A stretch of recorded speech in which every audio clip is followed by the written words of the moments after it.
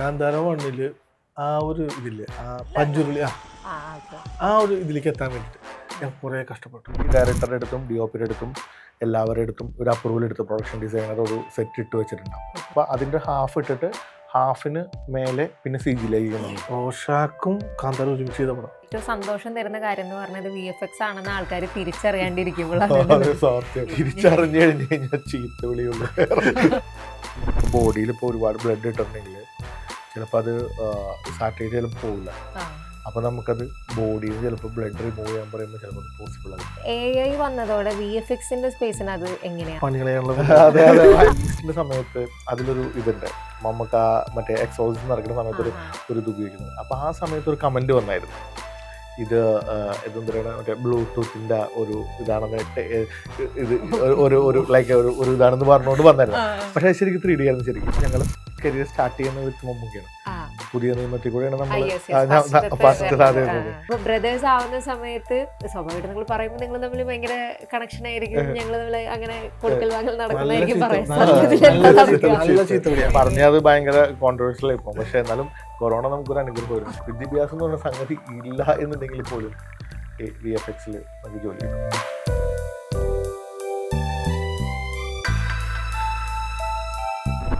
Hi, കേരളത്തിൽ നിന്നുള്ളൊരു VFX studio. അവർ കുറച്ച് വർഷമായി ഇവിടെ വർക്കിംഗ് തുടങ്ങിയിട്ട്. അവരിന്ന് ഇന്ത്യയിലെ വിവിധ ഭാഷകളിൽ പുരസ്കാരത്തിന് അർഹമായിട്ടുള്ള ഒരുപാട് സിനിമകളിൽ VFX വർക്കുകൾ ചെയ്ത് നമുക്ക് അതിമനോഹരമായിട്ടുള്ള കുറേ സിനിമകൾ സമ്മാനിക്കുന്ന ഒരു ടീമായിട്ട് വളർന്നിരിക്കുകയാണ്. ആ ടീമിൻ്റെ അല്ലെങ്കിൽ DTMൻ്റെ സാരഥികളായിട്ടുള്ള ലെവനും കുശനുമാണ് നമ്മളോടൊപ്പം ഉള്ളത്. സ്വാഗതം. അപ്പോൾ നിങ്ങളുടെ ഒരു സ്റ്റാർട്ടിങ് പോയിന്റ് തൊട്ട് നമ്മളിപ്പം ഈ ഇൻ്റർവ്യൂവിന് വേണ്ടി പ്രിപ്പയർ ചെയ്യാൻ വേണ്ടിയിട്ട് ജസ്റ്റ് നോക്കായിരുന്നു. അപ്പോൾ നിങ്ങളുടെ സൈറ്റിൽ ഇങ്ങനെ നിങ്ങൾ വർക്ക് ചെയ്തിട്ടുള്ള അവർ പ്രോജക്ട്സ് എന്ന് പറഞ്ഞിട്ട് കൊടുത്തിട്ടുണ്ട്. അപ്പോൾ അതിനകത്ത് നിന്ന് ഒരറ്റത്ത് നിന്ന് അറ്റത്ത് ഇങ്ങനെ വായിച്ചു നോക്കുമ്പോൾ അത്രയധികം ഭാഷകളിലുള്ള ഒരുപാട് സിനിമകളുണ്ട്. അപ്പം കേരളത്തിൽ നിന്നുള്ള ഒരു ഗ്രൂപ്പ്, ഒരു VFX സ്റ്റുഡിയോയ്ക്ക്, ഒരു ടീമിന് ഈ ഇന്ത്യയിലുള്ള ഇത്രയധികം ഭാഷകളിലേക്കുള്ള ഒരു എൻട്രി കിട്ടിയത് എങ്ങനെയാണെന്ന് അറിയാലോ. സാധാരണ എല്ലാ മലയാള സിനിമകളും നമ്മൾ എന്ത് ചെയ്യുക, ചെന്നൈയിലോ അല്ലെങ്കിൽ ബോംബെയിലോ അങ്ങനെയാണ് ചെയ്യാറ്. പക്ഷെ ഞങ്ങൾ നേരെ തിരിച്ച് പുറത്തുള്ള സിനിമകൾ കേരളത്തിൽ കൊണ്ടുവന്ന് ചെയ്യുക എന്നുള്ള അങ്ങനെ ഒരു അറ്റംപ്റ്റ് നടത്തിയത്.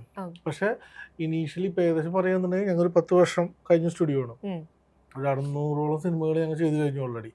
ഈ 600ഓളം സിനിമകളിൽ ഒരു 400 സിനിമകളോളം 400+ മലയാളം തന്നെയായിരുന്നു. ആദ്യത്തെ ഒരു 50% എന്ന് പറഞ്ഞാൽ ഒരു 5 വർഷത്തോളം ഞങ്ങൾ മലയാള സിനിമകളാണ് ചെയ്തത്. ഏകദേശം കൊറോണ സമയം ആ ഒരു ടൈമിലാണ് ഞങ്ങൾ മെയിനായിട്ട് പുറത്തുനിന്നുള്ള അന്യഭാഷാ ചിത്രങ്ങൾ എന്ത് ചെയ്ത് കോൺസെൻട്രേറ്റ് ചെയ്യാൻ തുടങ്ങിയത്. അതിക്ക് മുമ്പ് ചെയ്തിട്ടുണ്ട്. അതിക്ക് മുമ്പ് മൾട്ടിപ്പിൾ ആയിട്ടുള്ള ഹിന്ദി സിനിമകൾ, ചെറിയ അങ്ങനെ ഞങ്ങൾ ചെയ്തിട്ടുണ്ട്. പക്ഷെ കൊറോണയോട് കൂടിയാണ് ഞങ്ങൾ അങ്ങ് നല്ല രീതിയിൽ പുറത്തുള്ള ഭാഷ. പക്ഷെ നമ്മൾ പറഞ്ഞത് ഭയങ്കര കോൺട്രവേഴ്ഷ്യൽ ഇപ്പം. പക്ഷെ എന്നാലും കൊറോണ നമുക്കൊരു അനുഗ്രഹം സത്യം പറഞ്ഞു കഴിഞ്ഞാൽ. കാരണം ആ സമയത്താണ് മറ്റേ അതർ ലാംഗ്വേജിലുള്ള ആൾക്കാർ നമ്മളുടെ സിനിമകൾ ശ്രദ്ധിക്കാനും ശ്രദ്ധിച്ചിരുന്നു. ഭയങ്കരമായിട്ടും ഒരു പ്ലാറ്റ്ഫോംസ് ഭയങ്കരമായിട്ട് നമുക്ക് ഗുണം ചെയ്തായിരുന്നു. പക്ഷെ നമ്മൾ അത് കഴിഞ്ഞ ശേഷമാണ് നമ്മൾ കൂടുതൽ VFXന് വേണ്ടിയിട്ട് അതർ ലാംഗ്വേജിലേക്ക് നമ്മൾ അറ്റംപ്റ്റ് നടത്തിയത്. ആ സമയത്ത് നമ്മുടെ ഇവിടെ നിന്ന് പ്രിപ്പയർ ചെയ്തിട്ടുള്ള റീലുകളാണ്. അപ്പോൾ നമ്മുടെ ഷോ റീൽ അവിടെ കൊണ്ട് കാണിക്കുമ്പോൾ മലയാള സിനിമയിൽ ഇത്രയും VFX ഉണ്ടോ, അപ്പോൾ അവർ നമ്മളോട് കമ്മ്യൂണിക്കേറ്റ് ചെയ്യുന്നത് നിങ്ങൾ ഈ ടൈം അവിടുത്തെ ഒരു രീതികളെന്ന് പറഞ്ഞാലും ഒരു സിനിമ ഒരിക്കലും ഒരു സ്റ്റുഡിയോയിൽ കംപ്ലീറ്റ് ചെയ്യില്ല, മൾട്ടിപ്പിൾ സ്റ്റുഡിയോയിൽ സ്പ്ലിറ്റ് ചെയ്താണ് ചെയ്യുക. അപ്പോൾ നമ്മളിവിടെ കേരളത്തിൽ നമ്മൾ ശരിക്കും ഒരു സ്റ്റുഡിയോ തന്നെ എടുക്കുകയാണ്, നമ്മൾ തന്നെ കംപ്ലീറ്റ് ചെയ്ത് കൊടുക്കണം. അപ്പോൾ ഈ ഒരു ഷോർട്ട് ടൈം പീരീഡിൽ ഈ ക്വാളിറ്റി നമുക്ക് എങ്ങനെ ഡെലിവറി ചെയ്യുന്നുള്ള അവർക്കൊരു ആശ്ചര്യം വരുന്നത്. അത് പക്ഷേ അൺബിലീവബിൾ ബഡ്ജറ്റും കൂടിയാണ്. അതെ, അവരെ സംബന്ധിച്ചൊരു അൺബിലീവബിൾ ബഡ്ജറ്റാണ് നമ്മൾ ചെയ്യുന്നത്. ഈ ടൈം ലൈനിൽ നമ്മൾ കറക്റ്റായിട്ട് ഡെലിവറി ചെയ്യാന്നുള്ളതെന്നൊക്കെ പറഞ്ഞാൽ അവരെ സംബന്ധിച്ച് വളരെ ഒരു എന്താ പറയാ, ആശ്ചര്യമാണ് വരുന്നത്. അപ്പോൾ അതായിരുന്നു നമുക്ക് അവിടെ കിട്ടിയിട്ടുള്ള. പെട്ടെന്ന് നമുക്ക് അതർ ലാംഗ്വേജിൽ പോയി കഴിഞ്ഞാൽ പെട്ടെന്ന് നമുക്കത് മലയാള സിനിമ ഇന്ന ഷോർട്ട് ടൈമിൽ ചെയ്ത് ആ സ്പീഡ് നമുക്ക് കിട്ടി. അത് ഈ ഇൻഡസ്ട്രിയിൽ നിന്ന് തന്നെ കിട്ടിയതാണ്. നമുക്ക് ഈ ക്വാളിറ്റിയും ഇവിടുത്തെ ടെക്നീഷ്യൻസും ഇവിടുത്തെ ഒരു ടൈം ലൈനിൽ വർക്ക് ചെയ്തിട്ട് കിട്ടിയ ഒരു അഡ്വാൻറ്റേജ് ആണ്. നമുക്ക് അതർ ലാംഗ്വേജ് ചെന്നപ്പോൾ നമുക്കൊരു ബേർഡനൊന്നും ഉണ്ടായില്ല. നമുക്ക് പ്രോസസ്സ് ഭയങ്കര ഈസി ആയിരുന്നു ശരിക്കും പറഞ്ഞാൽ വർക്ക് ചെയ്യാനായിട്ട്. ഇപ്പോൾ ഏറ്റവും റീസെൻ്റ്ലി ആളുകൾ കണ്ടിട്ടുള്ളത് ഇപ്പം കാന്താര 2 ആണ്. അപ്പോൾ അത് ഈ പറഞ്ഞതുപോലെ ഒരുപാട് VFXൽ തന്നെ DTMനെ പോലെ തന്നെ ഒരുപാട് പേര് പാർട്ടാണ്. അപ്പോഴും ആൾക്കാർ പ്രൗഡായിട്ട് ആലോചിക്കുന്നത് കാന്താര 1നെ കുറിച്ചിട്ടാണ്. ആ സിനിമ അങ്ങനെ ഒരു പെട്ടെന്ന് കന്നഡയിൽ നിന്നുള്ള സിനിമകൾ അങ്ങനെ ഒരു ആക്സെപ്റ്റൻസ് KGF ഒക്കെയാണ് അങ്ങനെ ഉണ്ടായിരുന്നത്. പക്ഷെ കാന്താര പെട്ടെന്ന് വരുന്നു, ഭയങ്കരമായിട്ടൊരു ആക്സെപ്റ്റൻസ് കിട്ടുന്നു. അപ്പോൾ അതിനകത്തുള്ള ഇപ്പം പഞ്ചുരുളി ആണെങ്കിലും അതിനകത്ത് കാണിച്ചിട്ടുള്ള ബാക്കി മൊമെന്റ്സ് ഒക്കെ ആണെങ്കിലും അത് നമ്മളെ ഭയങ്കരമായിട്ട് ഹൃദയത്തിൽ തൊടുന്നൊരു സംഭവമായി തരുന്നു. അപ്പോൾ കാന്താരയുടെ വർക്ക് ചെയ്തതും നമ്മുടെ പിന്നെ ലെജൻഡ് ആയിട്ടുള്ള ഫസ്റ്റിൻ്റെ വർക്ക് എൻറ്റയർലി ചെയ്തത് നിങ്ങൾ തന്നെയാണ്. അപ്പം അതിൻ്റെ അറിഞ്ഞാൽ കൊള്ളാമെന്നുണ്ട്. പിന്നെ കാന്താര 2-ൽ നിങ്ങൾ ഏത് രീതിയിലാണ് പാർട്ടായതെന്നും. അതിപ്പോൾ ഞങ്ങൾ ഋഷഭ് ഷെട്ടി സാറുമായിട്ട് അസോസിയേറ്റ് ചെയ്യുന്നത് കാന്താരയിലല്ല, അതിക്കും മുമ്പ് അതിക്കും 1-2 പടങ്ങൾ ഞങ്ങൾ അസോസിയേറ്റ് ചെയ്തിട്ടുണ്ട്. കൊറോണ സമയത്ത് അസോസിയേറ്റ് ചെയ്തിട്ടുണ്ട്. അതിനുശേഷമാണ് ഗരുഡഗമല്ല, അതിനുശേഷം ഒരു ഹീറോ എന്നൊരു പടം തുടങ്ങിയിട്ടുണ്ട് കൊറോണ സമയത്ത്. അവിടെ നിന്നിട്ട് ഞങ്ങൾ അസോസിയേറ്റ് ചെയ്യുന്നുണ്ട്. അവിടെ നിന്ന് അസോസിയേറ്റ് ചെയ്ത് വന്ന് സാധാരണ പോലെ തന്നെ കാന്താര എന്നൊരു സിനിമ, അത് നോർമലി ഇപ്പം നമ്മളെ സംബന്ധിച്ച് എല്ലാ സിനിമയും പോലെ തന്നെ സാധാരണ സിനിമ നമ്മൾ ഷൂട്ട് ചെയ്യുന്നു, കാര്യങ്ങളെല്ലാം ചെയ്യുന്നു, വർക്ക് ചെയ്യുന്നു. എല്ലാ സമയത്തും പോലെ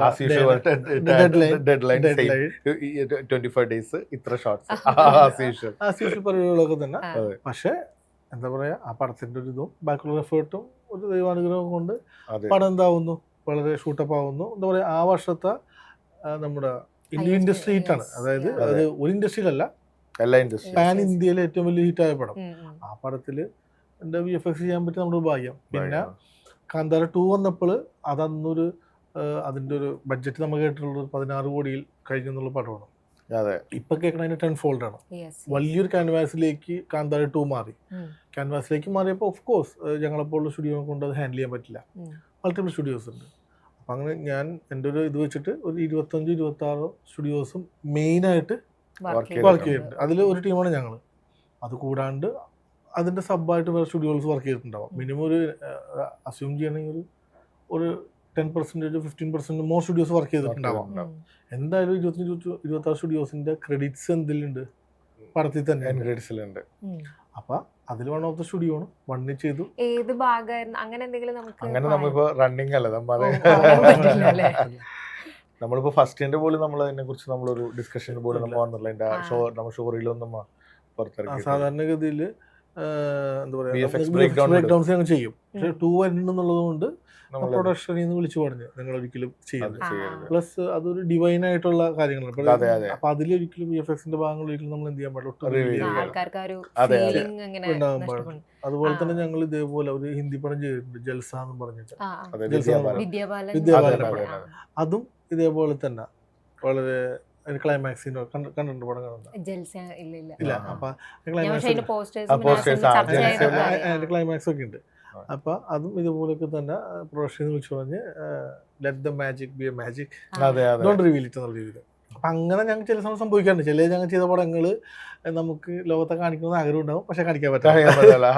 പക്ഷെ ചില സമയത്ത് പ്രൊഡക്ഷൻ നമ്മൾ ചോദിക്കും. കാരണം ചിലപ്പോൾ നമ്മളിങ്ങനെ ഒരു സിനിമ ചെയ്യുന്ന പറയുമ്പോൾ ഡെഫിനറ്റ്ലി അടുത്ത ക്ലയൻസ് നമ്മളോട് ചോദിക്കും നിങ്ങൾ അതിലെന്താ ചെയ്തേ ചോദിക്കുമ്പോൾ നമുക്കത് അപ്പോൾ നമ്മൾ പറഞ്ഞ പോലെ ഒരു ട്രസ്റ്റ് ചെയ്യണമെന്നില്ല. കാരണം അത് നന്നായിട്ട് നമ്മൾ ഒരു DTM എന്നുള്ള സ്റ്റുഡിയോ അല്ല, എല്ലാ സ്റ്റുഡിയോസും നന്നായിട്ട് VFX ആണ്.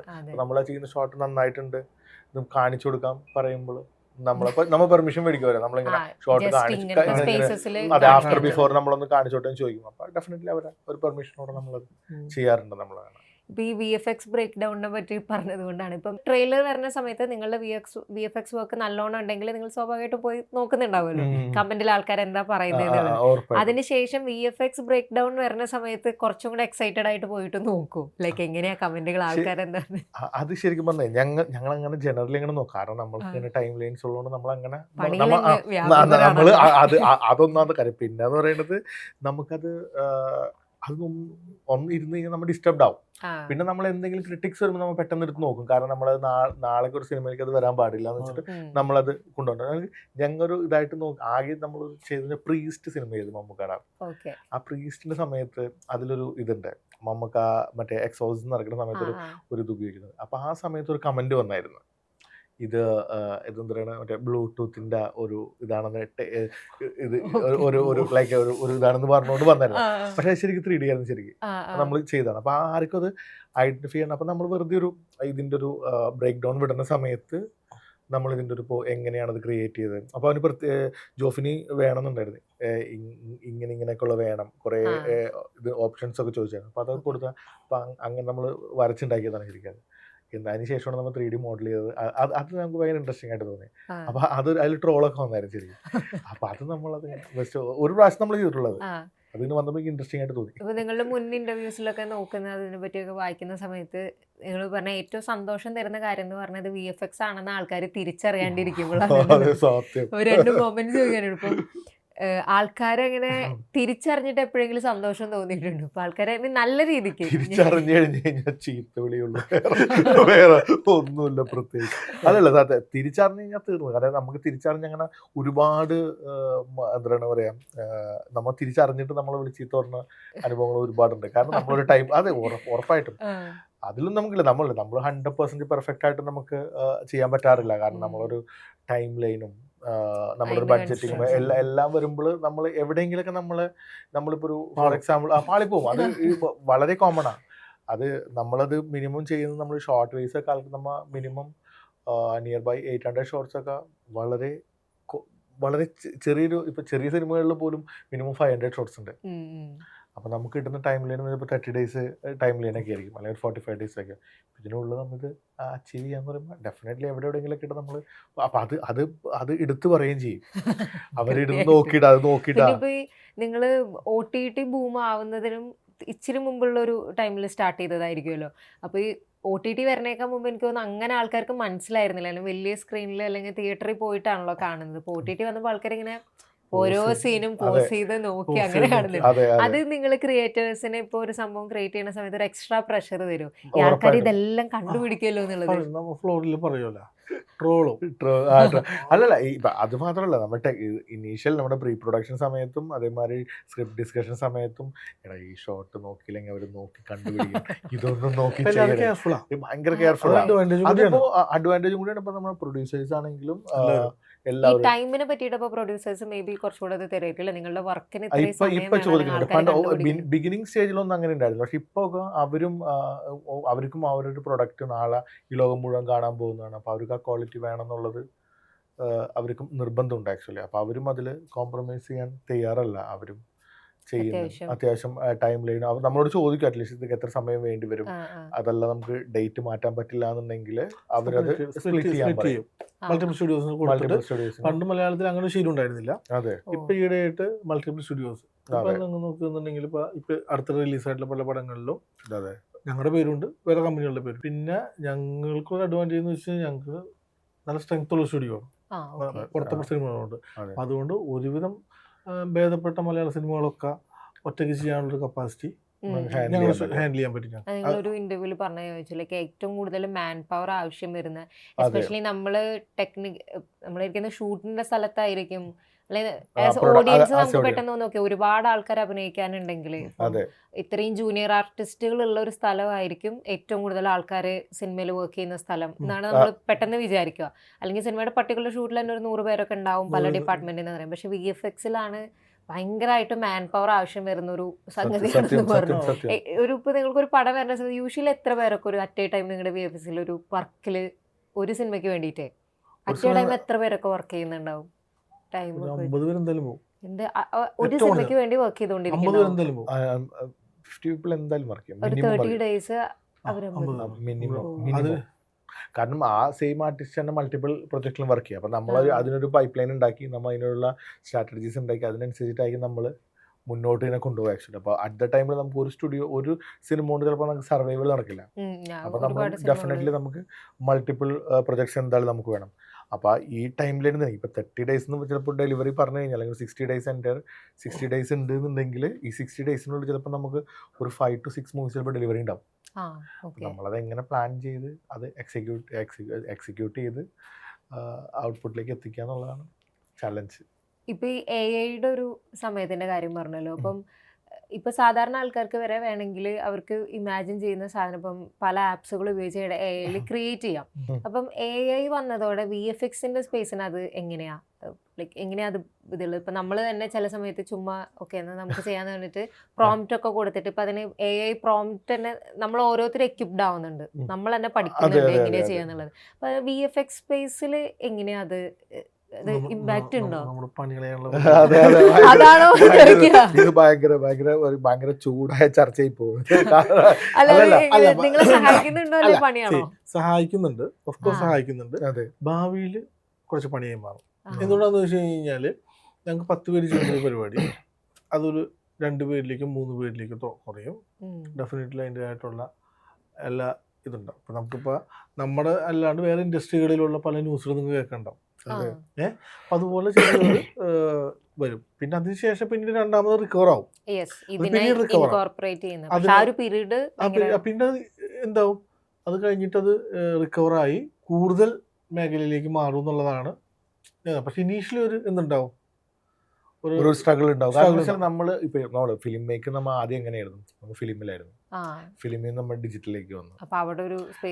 സ്പേസ് ഇത് ഒബ്വിയസ്ലി നമ്മളിപ്പോ ഒരു ഇനീഷ്യലി നമ്മൾ കേട്ടായിരുന്നില്ല, അത് ഈ OTT പ്ലാറ്റ്ഫോം വന്നപ്പോൾ തിയേറ്റേഴ്സിന്റെ വലിയൊരു സ്ട്രഗിൾ ഉണ്ടായിരുന്നു ഒരു ഇയേഴ്സ്. അപ്പൊ അത് ഡെഫിനറ്റ്ലി അതൊന്ന് പോയി സെറ്റിൽ ഡൗൺ ആവും.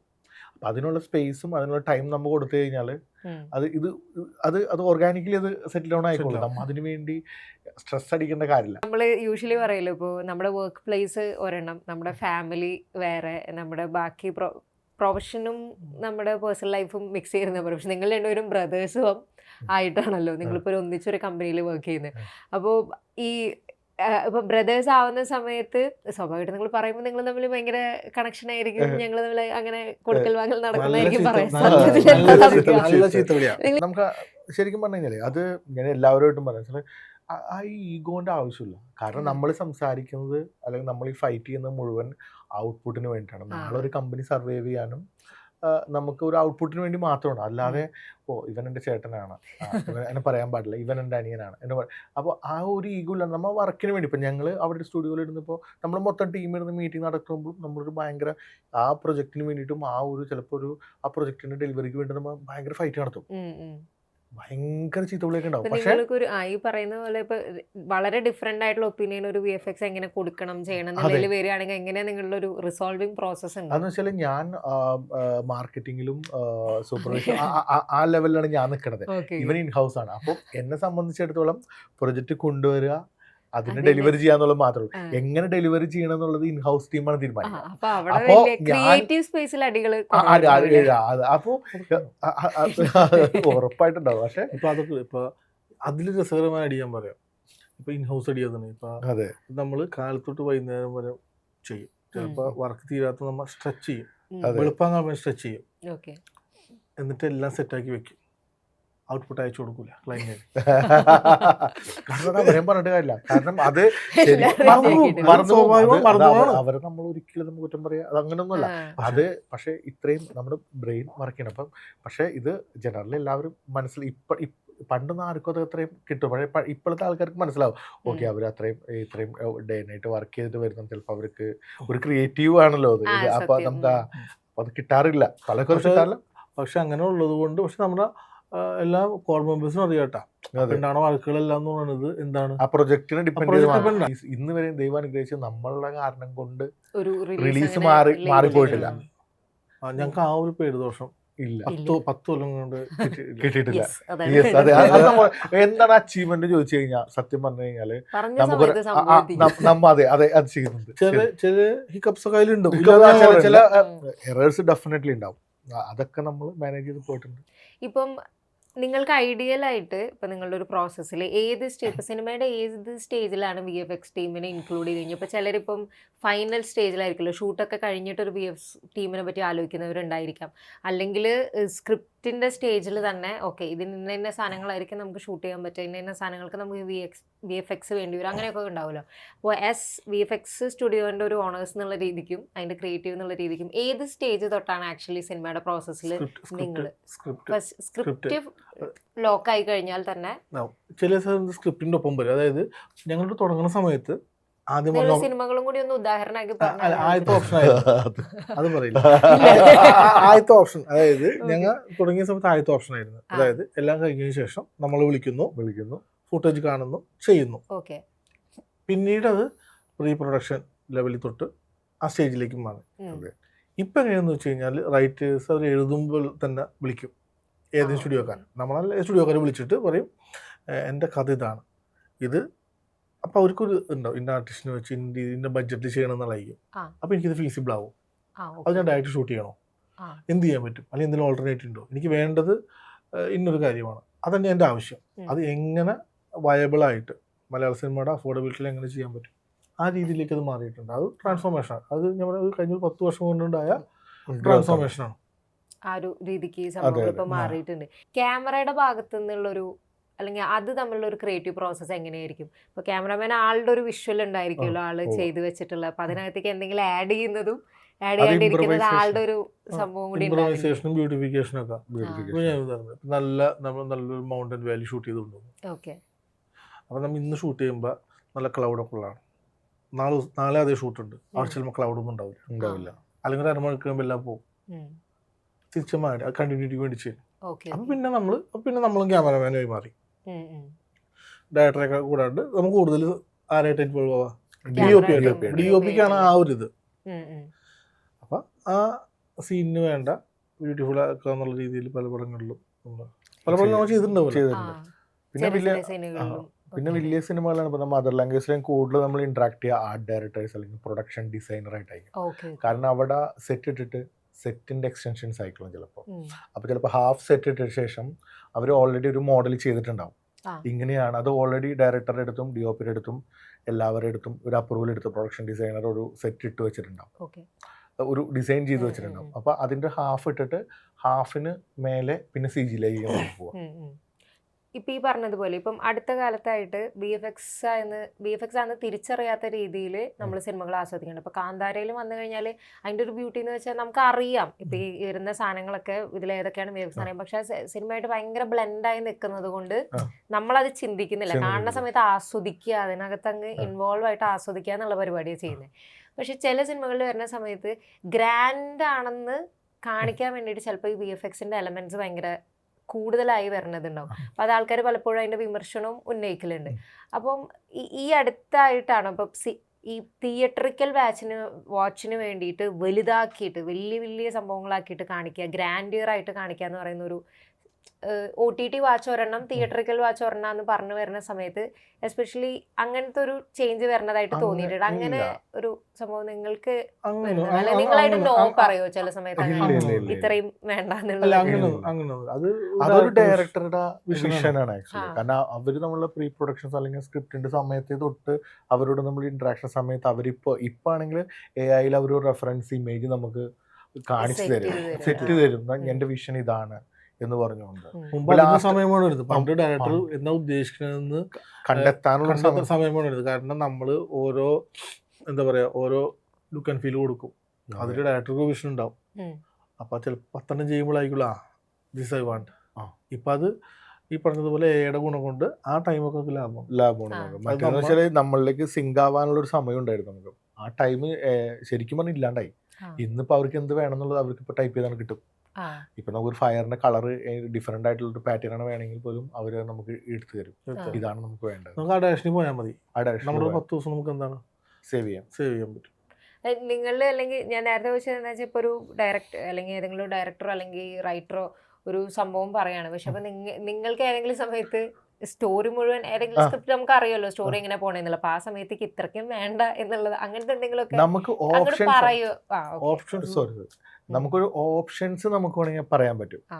കാരണം ഇപ്പൊ അവരിങ്ങനെ ചെയ്യും പറയും, ചിലപ്പോൾ വിഷ്വലി ചിലപ്പോൾ ഇത് നമുക്ക് പറയുമ്പോൾ ഇമാജിൻ ചെയ്യുമ്പോൾ രസമായിരിക്കും, പക്ഷെ നമുക്കിത് പ്ലേസ് ചെയ്യുമ്പോൾ ചിലപ്പോൾ അത് ഭംഗിയുണ്ടാവില്ല. അപ്പൊ നമുക്ക് വേണമെന്ന് അതിന്റെ സ്കെയിൽ വേണമെങ്കിൽ കുറയ്ക്കാം, ഈ ഒരു പോർഷനിൽ മാത്രം ചെയ്താൽ പോരെ.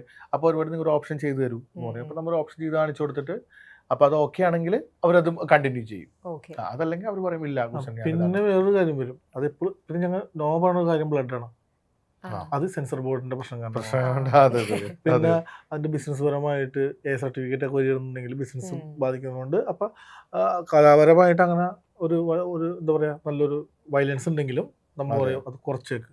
കാരണം നമുക്കറിയാം, നമ്മൾ മൾട്ടിപ്പിൾ പടങ്ങൾ നമുക്ക് അറിയാവുന്നതുകൊണ്ട് ഇത്രയും ആഡ് ചെയ്ത് കഴിഞ്ഞാൽ എന്താവും, അത് ALKO അല്ലെങ്കിൽ പിന്നെ ബാക്കി അതർ സാറ്റലൈറ്റിലേക്ക് പോകുമ്പോൾ ചിലപ്പോൾ OTT ചിലപ്പോൾ എടുക്കുകയായിരിക്കും. പക്ഷെ സാറ്റലൈറ്റ് പോകുമ്പോൾ ചിലപ്പോൾ അത് അവരത് ബ്ലഡ് റിമൂവ് ചെയ്യാൻ പറയും. ചിലപ്പോൾ ഇപ്പം നമ്മൾ ഓൾറെഡി ബ്ലഡ് ഇപ്പോൾ ബോഡിയിൽ ഇപ്പോൾ ഒരുപാട് ബ്ലഡ് ഇട്ടിട്ടുണ്ടെങ്കിൽ ചിലപ്പോൾ അത് സാറ്റലൈറ്റ് ചിലപ്പോൾ പോകില്ല. അപ്പോൾ നമുക്കത് ബോഡിയിൽ നിന്ന് ചിലപ്പോൾ ബ്ലഡ് റിമൂവ് ചെയ്യാൻ പറയുമ്പോൾ ചിലപ്പോൾ അത് പോസിബിൾ അല്ല. അപ്പോൾ നമുക്കതൊരു ഭയങ്കര ചലഞ്ചായിട്ട് മാറും. അപ്പോൾ അത് കാരണം നമ്മൾ അങ്ങനെയുള്ള സജഷൻസ് നമ്മൾ കൊടുക്കാറുണ്ട്. പിന്നെ ആനിമൽ വെൽഫെയറിന്റെ ബോർഡിന്റെ ആണെങ്കിലും നമ്മൾ അങ്ങനെ സജഷൻസ് നമ്മൾ കൊടുക്കാറുണ്ട്. ഇപ്പം DTMന്റെ സ്റ്റുഡിയോന്റെ ഒപ്പം തന്നെ നിങ്ങൾ സ്കൂൾ അങ്ങനത്തെ സംഭവങ്ങളും സ്റ്റാർട്ട് ചെയ്തിട്ടുണ്ട്. അപ്പം ആ ഒരു ഐഡിയ എന്തുകൊണ്ടാണ് വന്നത്? ലൈക്ക് നമുക്ക് ഇങ്ങനെ ഒരു ആളുകളെ ട്രെയിൻ ചെയ്തെടുക്കാം എന്ന് എന്തുകൊണ്ടാണ്? അതായത് ഞങ്ങൾ ഇവിടെ വന്നപ്പോഴേ ഞങ്ങൾ ഫേസ് ചെയ്ത ഏറ്റവും വലിയ പ്രശ്നം എന്ന് വെച്ച് കഴിഞ്ഞാൽ കേരളത്തിലേക്ക് ആർട്ടിസ്റ്റുകൾ വരില്ല. Why should I come to Cochin? Actually, already I'm settled in Bangalore, Mumbai. I'm getting good pay. I'm doing good projects. Why should I come to Cochin? അത് ഭയങ്കര പ്രശ്നമായിരുന്നു. അങ്ങനെ ഞങ്ങൾ കുറേ കാലം കഴിഞ്ഞപ്പോഴാണ് ഞങ്ങൾ പുതിയ സ്പേസിലേക്ക് മാറി. അപ്പം ഞങ്ങൾക്ക് ആവശ്യം ഒരു ഫ്ലോറായിരുന്നു. താഴത്തെ ഫ്ലോർ ഞങ്ങൾ എടുത്തു, കാരണം പാർക്കിങ്ങിനൊക്കെ വേണ്ടിയിട്ട്. അതിലെന്ത് ചെയ്യും എന്നുള്ളൊരു ചോദ്യം വന്ന് ഞങ്ങൾ കോഫി ഷോപ്പ് തുടങ്ങാം. പല മലയാളികളുടെ ചായക്കട, പല പരിപാടികൾ നോക്കി. അങ്ങനെ അവസാനം ഞങ്ങൾ ഒരു കാര്യം ചെയ്ത് നമുക്കൊരു അക്കാഡമി തുടങ്ങാം. വളരെ ഇതായിട്ടുള്ള പ്രൊഫഷണലായിട്ട് ആൾക്കാർ ട്രെയിൻ ചെയ്യാം. നമുക്കറിയാം എല്ലാ അക്കാഡമികൾക്കും ആ പ്രൊഫഷണൽ ട്രെയിൻ ചെയ്യാൻ പറ്റില്ല, സോഫ്റ്റ്വെയർസ് പഠിപ്പിക്കാൻ പറ്റും. അങ്ങനെ ഞങ്ങൾ വളരെ 10 കുട്ടികൾ മാത്രം പഠിപ്പിക്കുന്ന വർഷത്തിലായ രണ്ട് ബാച്ചുള്ള നല്ല രീതിയിൽ ട്രെയിൻ ചെയ്യാവുന്ന ഇതൊരു എന്താ പറയുക ഒരു ബിസിനസ് എന്നുള്ളത് മാറ്റിക്കൊണ്ട് നമുക്ക് ചെയ്യാവുന്നൊരു കാര്യം. ഇവിടെ നിന്ന് ഇറങ്ങുന്ന കുട്ടികൾക്ക് എന്ത് വേണം? കറക്റ്റായിട്ട് ട്രെയിനിങ് ഉണ്ടാണ്. കറക്റ്റ് നേരെ സ്റ്റുഡിയോയിൽ കയറാൻ പറ്റണം. സാധാരണ ഒരു സ്റ്റുഡിയോയിൽ ചെന്ന് ഒരു 6 മാസം 1 വർഷം അവൻ്റെ ട്രെയിനിങ്ങിന് വേണ്ടി അവൻ പോകും ഇന്ത്യനുള്ള. അത് നമ്മുടെ കവറപ്പ് ചെയ്യും. ഡയറക്റ്റ് അവർ പേഴ്സണലിലേക്ക് എടുത്തുകൊണ്ട് അവർ വിശ്വസിച്ച് വർക്ക് ഏൽപ്പിക്കാവുന്ന രീതിയിലേക്കുള്ള കുട്ടികളെ നമുക്ക് ഇറക്കണം. അങ്ങനെ പ്ലാൻ ചെയ്തിട്ടാണ് വളരെ ലിമിറ്റഡ് സീറ്റ്സുള്ള ഞങ്ങൾ എന്ത് ചെയ്തിട്ടുള്ളത് ആ ഒരു പരിപാടി. അത് വളരെ സക്സസ്ഫുള്ളാണ്. ഇന്നിപ്പോൾ കേരളത്തിൽ പല ഹിറ്റായ പല പേരെടുത്ത പല VFX സിനിമകളുടെയും പിന്നിലുള്ളത് അവിടെ നിന്ന് കുട്ടികളാണ്. അപ്പോൾ അത് വളരെ നമുക്ക് വളരെ അഭിമാനിക്കുന്ന കാര്യമാണ്. ഇപ്പം ഞങ്ങളിപ്പോൾ VFX ചെയ്യുന്നു അല്ലെങ്കിൽ വർക്ക് നല്ലതാണ് എന്ന് പറയുന്നതിനേക്കാളും കൂടുതൽ നമുക്ക് അതിൽ അഭിമാനിക്കാം. കാരണം നമ്മളായിട്ട് ഉണ്ടാക്കിയൊരു സ്ഥാപനത്തിൽ നിന്ന് ഇറങ്ങിയ കുട്ടികൾ നല്ല ലെവലിലേക്ക് പോകുമ്പോൾ ഓഫ് കോഴ്സ് ഞാൻ കുറച്ച് സിനിമകൾ നിങ്ങൾ വർക്ക് ചെയ്തതിൻ്റെ ജസ്റ്റ് സിനിമകളുടെ ഒന്ന് പേര് പറയാം. അപ്പോൾ നിങ്ങൾക്ക് അതിനകത്ത് അതിൻ്റെ വർക്കിംഗ് സ്പേസിൽ നിങ്ങളുടെ ഏറ്റവും ഒരു ഫേവറേറ്റ് മെമ്മറി അല്ലെങ്കിൽ നിങ്ങൾ വളരെ കഷ്ടപ്പെട്ട് VFX ചെയ്തിട്ടുള്ള ഒരു സീൻ? എല്ലാ മലയാള സിനിമകളിലും അല്ലെങ്കിൽ അതർ ഭാഷ സിനിമകളിലും കഷ്ടപ്പാടുണ്ട്. എന്നാലും ചില നമ്മൾ ചെയ്തിട്ടുള്ള പ്രയത്നങ്ങൾ കുറച്ചും കൂടെ നമ്മുടെ ഓർമ്മയിൽ ഉണ്ടാവുമല്ലോ. എന്നാലും പറഞ്ഞോ. ഇപ്പൊ കാന്താര എന്തായാലും ഇപ്പം കാന്താര 1ന്റെ ഒരു ഫേവറേറ്റ് മെമ്മറി എന്തായിരിക്കും? Kantara day night. പിന്നെ അതുപോലെ തന്നെ കാന്താര 1 ആ ഒരു ഇതില്ലേ, ആ ഒരു പഞ്ചുരുളി, അതൊന്ന് ആ ഒരു ഇതിലേക്ക് എത്താൻ വേണ്ടിയിട്ട് ഞാൻ കുറേ കഷ്ടപ്പെട്ടു. ഒരുപാട് കഷ്ടപ്പെട്ട് ആ ഒരു ഡിവൈൻ ലുക്ക് എടുക്കാൻ വേണ്ടിയിട്ട് പല ഓപ്ഷൻസ് ചെയ്തിട്ടാണ് ഞങ്ങൾ ആ ഇതിലേക്ക് എത്തിയത്. അതിപ്പോൾ എനിക്ക് തോന്നുന്നു അതിപ്പോൾ ഞാൻ 2 കാണാൻ പറ്റിയിട്ടില്ല എനിക്ക് ടിക്കറ്റിൻ്റെ. അപ്പം 2ന്റെ പ്രൊമോഷനിൽ വരുമ്പോൾ പോലും 1ന്റെ ആ ഒരു ഷോട്ട് കാണുമ്പോൾ നമുക്ക് എന്ത് ചെയ്യാം, ഇപ്പോഴും നമുക്ക് അത് വളരെ സന്തോഷമുള്ള കാര്യമാണ്. ഉള്ളൊഴുക്കിലും ഉള്ളൊഴുക്ക് ഞങ്ങൾ സൂപ്പർഷൻ മാത്രം ചെയ്തുള്ളൂ, വർക്ക് ചെയ്യാൻ പറ്റിയില്ല. ഉള്ളൊഴുക്കിൽ എങ്ങനെയാണെന്ന് വെച്ച് കഴിഞ്ഞാൽ ഉള്ളൊഴുക്ക് അത് നമുക്ക് ആ എന്താ പറയുക വെള്ളം കയറിയിട്ടുള്ള സിനിമ കണ്ടല്ലേ, ആ ഒരു ഫീല് കൊണ്ടുവരണം. നമ്മോട് ചെല്ലുമ്പോൾ എന്തില്ല, വെള്ളം താഴ്ന്നു കിടക്കാം. പിന്നെ അത് കംപ്ലീറ്റ് കെട്ടിയിരിക്കുകയാണ്. കണ്ട് ആ വീടിൻ്റെ ചുറ്റും ടാങ്ക് കെട്ടി വെള്ളം അടിച്ച് കയറ്റിയതാണ്. അവിടെ കണ്ടിന്യൂസ് ആയിട്ട് വെള്ളം അടിച്ച് കയറ്റി. പിന്നെ അതിനെ ബ്ലെൻഡ് ചെയ്ത് ബാക്കിലോട്ട് കംപ്ലീറ്റ് ആ ഒരു ഫീൽ ഉണ്ടാക്കി എടുക്കുകയാണ് ചെയ്യുന്നത്. റോഷാക്കില് എന്തായിരിക്കും? റോഷാക്കും കാന്താര ഒരുമിച്ച് ചെയ്ത പടം. രണ്ടും ഒരേ സമയത്ത് ഡെലിവറി. 2-3 ദിവസത്തിന്റെ ഡിഫറൻസ് ഉള്ളൂ റിലീസിൽ. രണ്ടും ഒരേ ഫ്ലോറിൽ. കാരണം അന്ന് ഇപ്പൊ കാന്താരയിലുള്ള അസോസിയേറ്റ്സും റോഷാക്കിലുള്ള അസോസിയേറ്റ്സും ചിരിക്കും. കാരണം രണ്ടു കൂട്ടർക്ക് അറിഞ്ഞൂടാ ഇത് കാന്താരിയാണെന്നോ ഇത് റോഷാക്കാണോ. രണ്ടും അതുപോലെ തന്നെ എന്താ ഇതിന് ശേഷം രണ്ടും ഹിറ്റായ പടങ്ങൾ, വളരെ സൂപ്പർ ഹിറ്റായ പടങ്ങളാണ്. പിന്നീട് അവര് കാണുമ്പോൾ പറയൂ so that movie this movie എന്നുള്ള രീതി അവർ സംസാരിക്കും. അത് ഭയങ്കര സന്തോഷമുള്ള കാര്യമുണ്ട് അത് കേൾക്കുമ്പോൾ തന്നെ. റോഷാക്കിൽ എപ്പോഴെങ്കിലും മമ്മൂട്ടി ആയിട്ടുള്ളൊരു അല്ല മമ്മൂക്കയുടെ ഞങ്ങളുടെ കരിയർ സ്റ്റാർട്ട് ചെയ്യുന്ന വിത്ത് മമ്മൂക്കയാണ്. പുതിയ നിയമത്തിൽ കൂടെയാണ് നമ്മൾ ഫസ്റ്റ് അപ്പൊ ആ സമയത്തൂടെ നമ്മൾ സ്റ്റാർട്ട് ചെയ്യണത്. അറിയാം എന്നല്ലാതെ നമ്മളങ്ങനെ എന്തെങ്കിലുമൊക്കെ ഉണ്ടെന്ന് ചിലപ്പോൾ ടെക്നിക്കലി എന്തെങ്കിലുമൊക്കെ ഉണ്ടെങ്കിൽ ആള് നമ്മൾ ഷോർട്സ് ഒക്കെ നമ്മൾ സ്ട്രീറ്റ് ലൈറ്റ് ആള് പ്രൊഡ്യൂസ് ചെയ്ത പടം നമുക്ക് പ്രൊഡ്യൂസ് ചെയ്തത്. അപ്പോൾ ആ സമയത്ത് ശ്യാംദത്ത് സാറാണ് അതിൻ്റെ ഡയറക്ഷൻ ഉണ്ടായിരുന്നത്. അപ്പോൾ ആള് നമുക്ക് എന്തെങ്കിലും ഷോർട്സ് ഒക്കെ ഉണ്ടെങ്കിൽ ആള് നമുക്ക് നമ്മൾ വിളിച്ചു പറയും ഷോർട്സ് എനിക്ക് കാണണം എന്ന് പറയുമ്പോൾ നമ്മളെ കൊണ്ട് കാണിച്ചു. അങ്ങനെ അയ്യപ്പനും കോശിയും എങ്ങനെയാണ് ലൈക്ക് ആ സിനിമ നമ്മുടെ ടീമിന്റെ കുറെ പേർക്ക് ഇഷ്ടമുള്ളത്. അപ്പോൾ ഒന്ന് ജസ്റ്റ് ചോദിക്കാൻ പറഞ്ഞത് അയ്യപ്പനും കോശിയിലെ എന്തെങ്കിലും നിങ്ങളുടെ ഒരു ഫേവറേറ്റ് സീനോ വർക്കോ? അതൊരു ഭയങ്കര ഒരു ചലഞ്ചായിരുന്നു നമുക്കത്. അത് പിന്നെ ഫൈറ്റ് ആയിരുന്നു നമുക്ക്. ലാസ്റ്റ് ക്ലൈമാക്സ് ഫൈറ്റ് ഭയങ്കര നമുക്ക് ചലഞ്ചായിരുന്നു. നമുക്ക് അത് ഭയങ്കര ചലഞ്ച്. കാരണം നമുക്കൊരു വളരെ കുറച്ച് മിനിമൽ ടൈമിലാണ് നമ്മൾ ചെയ്യുന്നത്. ബേസിൽ നമുക്ക് ഉണ്ടായിരുന്നു. അപ്പോൾ അത് ചലഞ്ച് എന്ന് പറയുന്നത് അത് ആ ഫൈറ്റ് അത് നമുക്കത് പുറത്തു റിവീൽ ചെയ്യാവുന്നതുകൊണ്ട് അതുകൊണ്ട് അതായിരുന്നു നമ്മുടെ ഏറ്റവും വലിയ ചലഞ്ച്. അല്ല അതൊരു ഒരു സിംഗിൾ ഷോട്ട് ഉണ്ട് അതിൽ ലാസ്റ്റ് അവരോട് മാർക്കറ്റിൽ അടിയാടക്കുന്ന ഒരു ഷോട്ട്. ടെക്നിക്കലി ഭയങ്കര ചലഞ്ചായിരുന്നു നമുക്കത്. അത് ഭയങ്കര ചലഞ്ചായിരുന്നു. പിന്നെ കട്ടലാണല്ലോ പിന്നീട് ഹിന്ദിയിൽ റീസെന്റ് ഭയങ്കര ചർച്ചയായിട്ടുള്ള പടം. ഇഷ്ടപ്പെട്ട പടമായിരുന്നു. അതിന് മൊത്തം വർക്കും നല്ല രസമുള്ളൊരു സിനിമയായിരുന്നു. അപ്പം അതിലേക്കും നിങ്ങളെ ഇങ്ങോട്ട് അപ്രോച്ച് ചെയ്യുന്നു, അതിന്റെ ഫുൾ വർക്ക് എടുത്തിട്ട് ഫുൾ വർക്ക് നമ്മ പ്രൊഡക്ഷൻ ഹൗസ് ആയിട്ട് നമ്മള് അവരുടെ ഇപ്പോഴും ഞങ്ങൾ ചെയ്തോണ്ടിരിക്കുന്നുണ്ട്. അത് കഴിഞ്ഞിട്ട് അവരുടെ കില്ലും ഞങ്ങള് ഇപ്പോഴൊരു പടമുണ്ട്. അത് പുതിയ അതിന്റെ എഡിറ്റ് നടക്കണമല്ലോ ഷൂട്ട് കഴിഞ്ഞിട്ട്. അത് അപ്പം കട്ടലിൽ എങ്ങനെ എന്തെങ്കിലും ഒരു ഭയങ്കര ഫേവറേറ്റ് മെമ്മറി ഉണ്ടോ? കട്ടൽ എന്ന് വെച്ച് കഴിഞ്ഞാല് കട്ടലിൽ ആ ഒരു ജാക്ക് ഫ്രൂട്ട് ഇല്ലേ, അത് ഓൾറെഡി അവര് ചെയ്തു വെച്ചതാണ്. ആട്ടുകാർ ചെയ്തു വെച്ചു. കംപ്ലീറ്റ് എല്ലാം ഉണങ്ങിപ്പോയി. കംപ്ലീറ്റ് എല്ലാം ഉണങ്ങിപ്പോയി. പിന്നെ കംപ്ലീറ്റ് റീപ്ലേസ് ചെയ്യേണ്ടി വന്നു.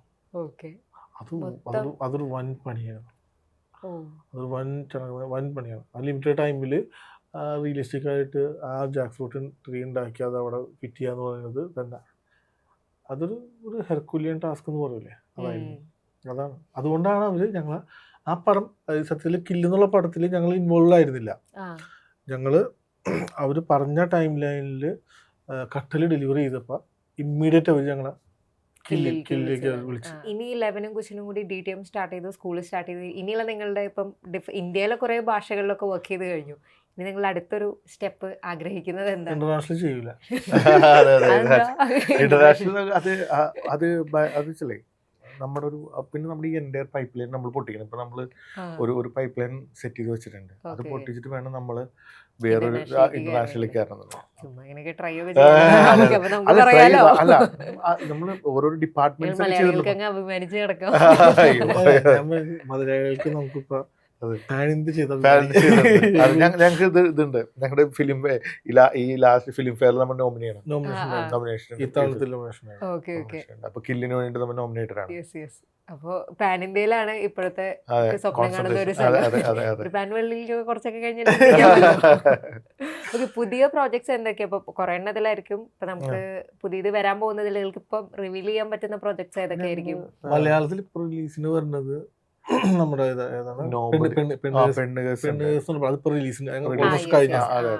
അതുപോലെ ഐ നോബഡി എന്നുള്ള പടം,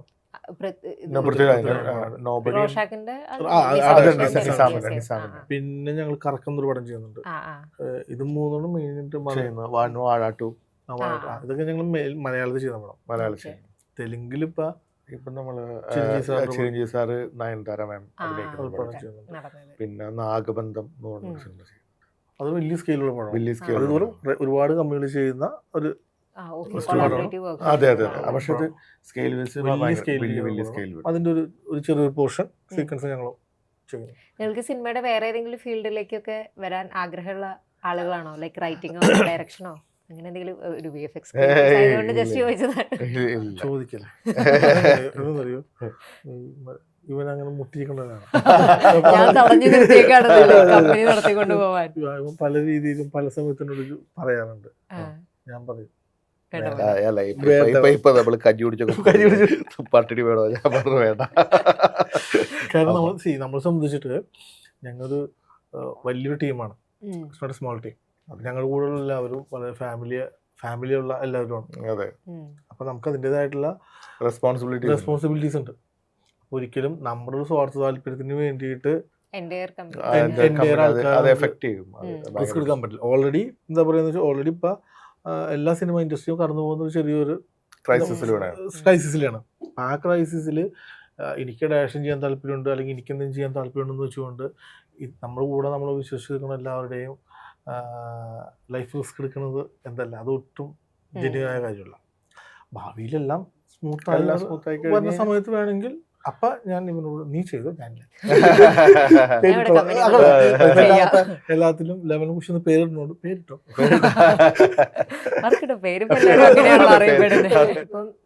DTM ഒരു സ്കൂളും കൂടി നടത്തുന്നത് കൊണ്ട് ചോദിക്കുകയാണ്. അപ്പൊ ഈ ഫീൽഡിലേക്ക് ഇപ്പൊ ആൾക്കാർ ഇതിന്റെ ടെക്നിക്കൽ സൈഡിനെ പറ്റിയിട്ടൊക്കെ കുറെ കൂടി അറിഞ്ഞു കഴിഞ്ഞു.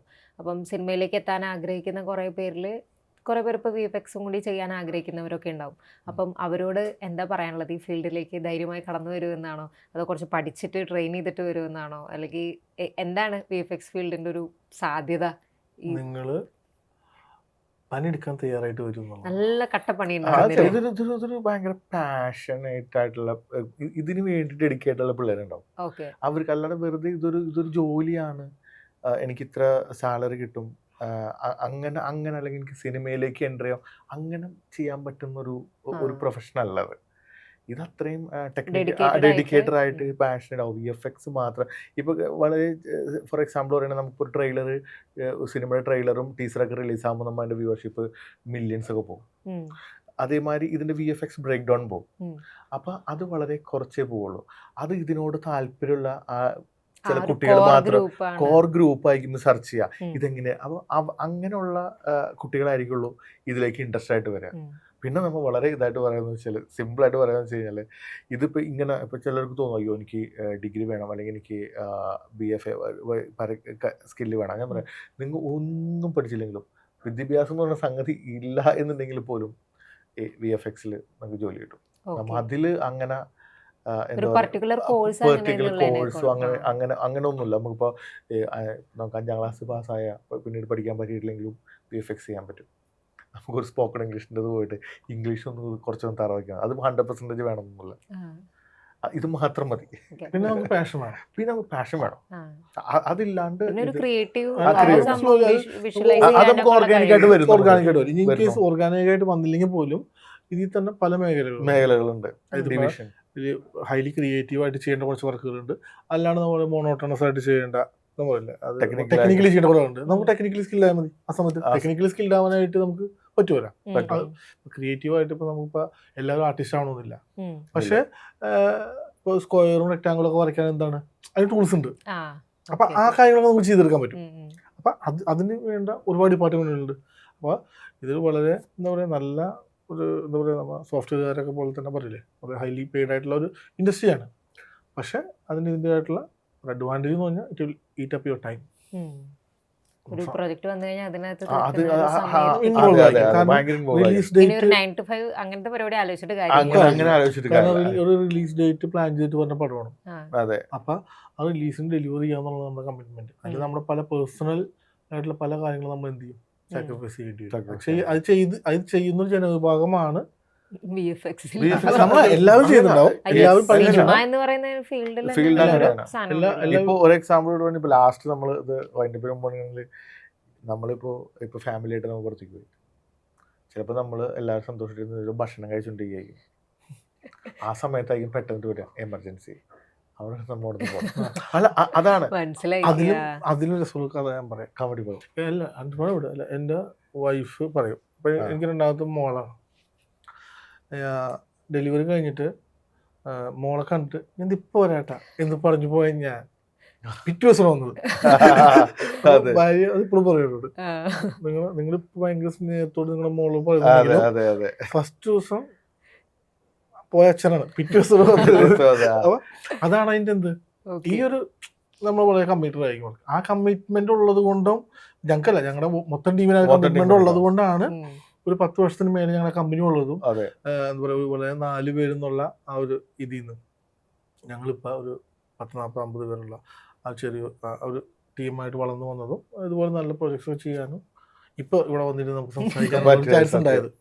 അപ്പോൾ ലെവനും കൊച്ചിനും കൂടി സ്റ്റാർട്ട് ചെയ്തിട്ടുള്ള ഡിജിറ്റൽ ടർബോ മീഡിയ ഇങ്ങനെ വളർന്നുകൊണ്ടിരിക്കുകയാണ്. നമുക്കും മലയാളികൾക്കും ഒരു സന്തോഷമാണ് നിങ്ങളുടെ ഗ്രോത്തിൽ. ഓക്കെ, നമുക്കും അഭിമാനിക്കാൻ കഴിയുന്ന ടെക്നിക്കൽ സൈഡിൽ എപ്പോഴും മലയാള സിനിമയിൽ നല്ല നല്ല ടെക്നീഷ്യൻസ് ഉണ്ടായിട്ടുണ്ട്. അപ്പോൾ ഇതേപോലെ VFXൽ നമുക്ക് അഭിമാനിക്കാൻ കഴിയുന്ന ഒരു സ്പേസ് ഉണ്ടായി വരുന്നത്. നിങ്ങൾക്ക് താല്പര്യമില്ലെങ്കിലും പാൻ ഇന്ത്യയിൽ നിന്ന് കഴിയട്ടെ.